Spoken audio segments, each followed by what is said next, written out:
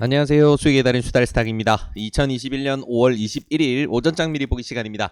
자, 편한 밤 되셨습니까? 오랜만에 목소리가 세상 밝아집니다. 그래, 이래야지. 좀 빨간 날도 있고 그래야지. 요즘에 너무 파란 것만 봤더니 눈이 그냥 시원할 뻔했는데 빨간 거 보니까 행복하네요. 네, 역시 좀 세상이 좀 빨갰으면 좋겠습니다. 빨갛게 유럽 증시, 미국 증시 모두 시뻘겋게 아주 잘 마무리가 되었네요. 한국장은 이제 어제도 반등점으로 이제 좀 잡을 만한 구간이었는데 수급에서 그렇게 좋지가 않았어요. 아침 시작할 때 외국인들이 한 1시간 반 정도 동안 선물을 한 4천억 정도 사면서 아침에 좀 좋은 분위기 만들어 주나라고 하고 있었는데, 거기서 이제 샀던 선물을 거진 다 이제 오후장까지 내다 팔면서 분위기를 개똥같이 만들었는데, 그 와중에 코스닥은 외국인들이 계속해서 샀어요. 그러다 보니까 어제는 코스닥은 양봉, 코스피는 음봉, 이렇게 좀 온도차가 느껴지게 마무리가 됐었는데, 자, 수급이 상당히 안 좋은 상황이긴 했지만 기술적으로 굉장히 반등이 나오기 좋은 지점이고, 해외장에서도 굉장히 강세 흐름이 아주 꾹꾹꾹 아주 꽉꽉 채워서 밀어 올리는 흐름이 나와줬어요. 그래서 이런 흐름들이 아무래도 아시아장 최근에 조정 크게 받았으니까 다시금 좀 반등시키는데 좋은 여건이지 않나라고 생각이 됩니다. 그래서 오늘 같은 경우에는 이제 어느 정도 조금 기대감을 가지고 가볼 수 있을 것 같은 그런 날이네요. 그래서 뭔가 포지션을 변경한다던가 그런 건 아니지만 일단 반등을 한번 준다 그러면 우리가 지금 목표로 하고 있는 현금 자산을 늘리는 이런 선택지에서는 좋은 영향을 받을 수가 있겠죠. 그래서 이런 부분들 참고해서 대응하시면 좋을 것 같아요. 시장 상황은 좋고요. 포지션 변경은 없고요. 대신에 이제 기술적 반등이 강하게 나왔을 때는 손실을 최소화 아니면 수익이 줄었던 거를 다시금 좀 복구를 하면 현금화 비중을 늘린다. 여전히 유지하시고 지켜보시면 좋을 것 같습니다. 자, 그래서 시장 상황은 이렇게 정리가 되고요. 주요 뉴스들 4가지 정도 챙겨보도록 할게요. 오늘 뉴스가 좀 많아요. 자, 일단 첫 번째 뉴스입니다. 자, 이제 기준금리 인상에 대한 이야기 많기만 많았지만 전 세계 주요 국가들 중에 금리를 인상한 경우는 아직 없었는데, 자, 아이슬란드가 첫 번째 스타트를 끊었습니다. 기준금리를 0.75%에서 1%까지 올리면서 금리 인상을 시행을 했어요. 그래서 서유럽 국가 중에서는 첫 긴축 정책이 들어갔는데, 자, 미국에서는 아직까지는 정상적인 인플레이션 수준이다. 그리고 이거는 일시적인 것일 것이다. 라고 이야기를 하면서 금리 인상을 늦추고 있는 상황인데, 자, 모든 국가의 생각은 같지는 않죠. 네, 그래서 이렇게 자주적인 행보를 하는 국가들도 나오기 시작하네요. 그래서 여기 이제 아이슬란드에 이어서 빠르면 이제 몇 달 이내 이제 노르웨이도 따라서 좀 금리 인상을 할 가능성이 있다라는 이제 분석 결과들이 있게 되는데, 이런 내용들 바탕으로 봤을 때는 확실히 이제 기준 금리에 대한 투자들의 시각이 굉장히 높아지고 있어요. 근데 지금 우리 투자 시장에는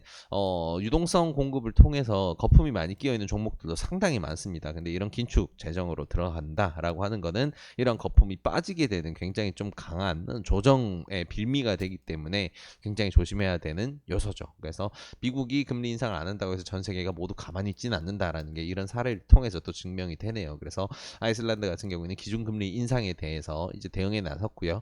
어느 정도 이제 인플레이션을 잡기 위해서는 불가결한 선택지입니다. 반드시 이제 할 수밖에 없는 부분이 이제 긴축 재정인데, 자, 일단 이런 선택지를 한 곳 한 곳씩 이제 늘어난다 그러면 전체적인 분위기가 다시금 금리 인상 기조로, 그리고 통화량에서는 이제 긴축 재정으로 이제 들어갈 수 있다라는 거 참고하시면 좋을 것 같아요. 그래서 뭐 이런 내용들이 있긴 했지만 증시에는 큰 영향은 아직 없었습니다. 그러니까 전 세계 증시에 굉장히 큰 영향을 미칠 만한 임팩트 있는 국가는 아니니까 이제 아무래도 이렇게 했는데, 유럽의 좀 주요 국가라고 할 수 있는 이제 영국이라던가 아니면 독일이라든가 프랑스라던가 뭐 이런 이제 주요 국가들 같은 경우에 이런 선택지가 나온다라고 한다면 시장이 굉장히 크게 흔들릴 수 있겠죠. 그래서 이런 부분 참고하시면 좋을 것 같고요. 자, 이거는 굉장히 임팩트 있는 뉴스입니다, 사실. 자, 미 연준이 이제 올 여름에 디지털 달러와 관련된 논의를 해왔던 거, 그리고 이제까지 연구해왔던 부분에 대해서 논문을 발표를 한다. 그래서 점차적으로 디지털 달러를 발행하는 거에 대해서도 시장의 이제 인식을 점점 이제 풀어나간다. 시장에 이제 조금 이제 너무 갑작스레 튀어나왔을 때는 시장에 충격이 있을 수가 있으니까 천천히 이런 부분을 돼가면서 이제 몇 년에 걸쳐 작업이 되겠죠. 그래서 이런 부분을 한다. 이게 왜 그러냐면 지금 전 세계에서 그 아무래도 이런 부분이 있죠. 모든 이제 금융이라던가 아니면 경제 규모 이런 것도 중요하지만 전 세계 경제 패권을 가지는 거에 있어서 기축 통화라고 하는 이제 전 세계의 중심 통화가 가지는 지위가 굉장히 큽니다. 지금 전 세계 기축 통화는 누가 뭐래도 달러죠. 네, 달러 US 달러인데 자, 중국이 무섭게 치고 올라오면서 위안화를 디지털 위안화 발행이라든가 계속해서 화폐의 이제 위상을 높이기 위해서 큰 노력을 하고 있죠.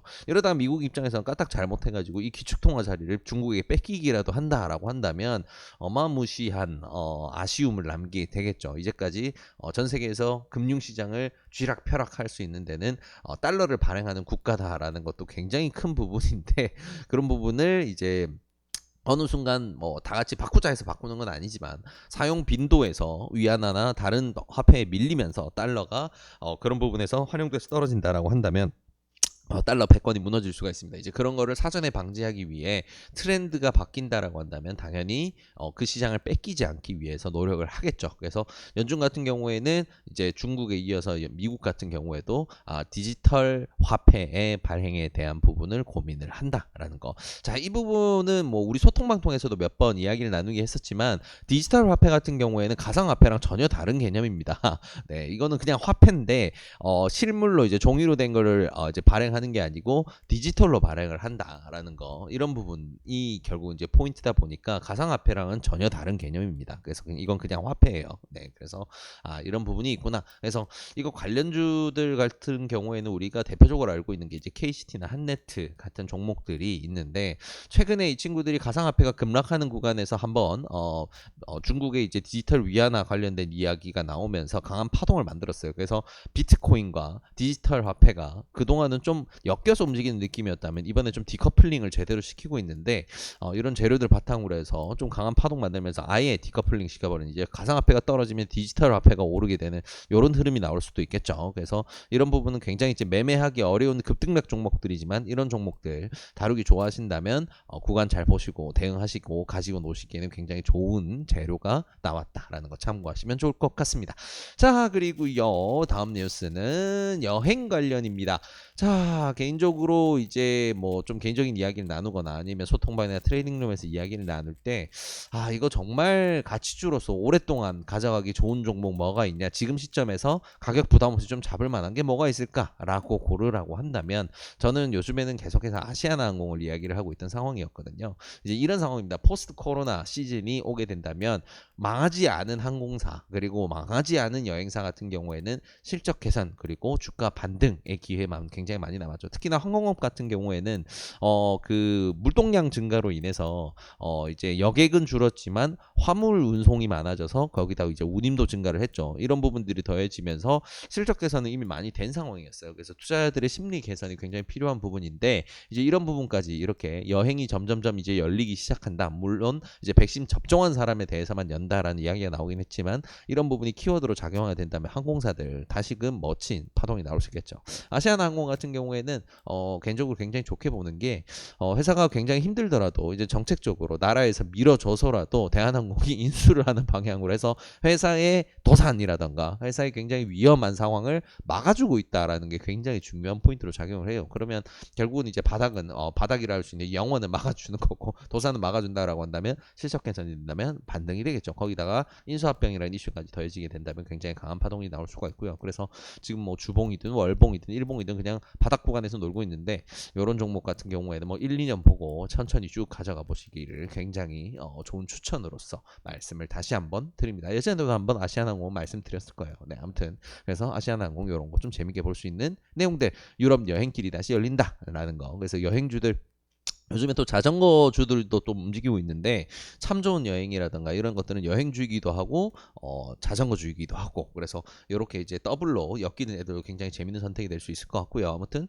포스트 코로나 시즌 여행과 뭐 자전거 그리고 우리 일상생활 뭐 여가 이런 쪽으로 좀 재밌는 시각이 쏠릴 수 있는 투자자들의 심리가 쏠릴 수 있는 이런 내용들 나오고 있다라는 거 참고하시면 좋을 것 같습니다. 자, 마지막 뉴스는 어제에 이어서 SK이노베이션의 뉴스인데요. 어제는 이제 MOU가 체결 예정이다였는데 체결을 했습니다. 네, 미국 포드와 결국은 합작법인 조인트 벤처 설립에 결국은 서명을 했고요. 6조 원 규모로 진행을 하게 된다. 그래서 미국 시장에 굉장히 공격적으로 이제 투자를 하게 되면서 앞으로 이제 미국 시장에 좀 이제 지배력을 높여 나가겠다라는 이제 SK이노베이션의 관점이 굉장히 잘 맞아 떨어지죠. 그동안은 이제 미국에서는 이제 조지아주에 계속해서 이제 이런 배터리 설립 공장, 생산 공장을 계속해서 이제 증설을 하고 있었는데 더 큰 규모로 늘릴 여지가 생기죠. 그래서 이런 부분은 굉장히 재밌구나. 그래서 SK이노베이션 같은 경우에는 이런 부분 너무 사업을 잘 하고 있구나. 그리고 이번에 이제 한미 정상회담이 이제 오늘부터 이제 시작이 되죠. 그래서 이 한미 정상회담에서 지금 굉장히 좋은 성과를 가져올 수도 있는 부분이고요. 그래서 재밌는 내용들이 이제 논의가 될 텐데 이런 부분 SK이노베이션 굉장히 재밌게 볼 수가 있습니다. 그리고 우리 이제 지금은 이제 매매를 종료를 했지만 가치 투자로서 굉장히 오랫동안 사랑하면서 집중적으로 분석도 해보고 같이 이야기도 많이 나왔던 원방테크 같은 경우에는 SK이노베이션이 이제 사업하고 있는 이제 헝가리라든가 아니면 미국의 조지아 공장에 들어가는 설비들을 공급을 합니다. 그래서 드라이룸 설비 관련돼서 이제 뭐 내용들이야 특징주 리뷰도 다시 한번 찾아보시면 내용들은 다 그대로 있으니까 참고하시면 좋을 것 같고요. 뭐 이런 재료들을 준다라고 한다면 우리 신앙의 가격 원방테크는 조금 만져볼 수 있는 여지가 있죠. 네, 그래서 그런 식으로 갖고 놀기도 좋은 재료들. 그래서 이런 이슈들이 굉장히 많은 날이구나 참고하시면 좋을 것 같습니다. 자, 이래서 재밌는 이슈들, 뉴스들 그리고 시장 상황까지 모두 체크해봤는데요. 이 내용들 바탕으로 해서 오늘도 좋은 결과 있으시길 진심으로 바라겠습니다. 이 영상이 도움이 되셨다면 구독과 좋아요를 통해서 저희 수다의 스탁을 응원해 주시기 바랍니다. 감사합니다.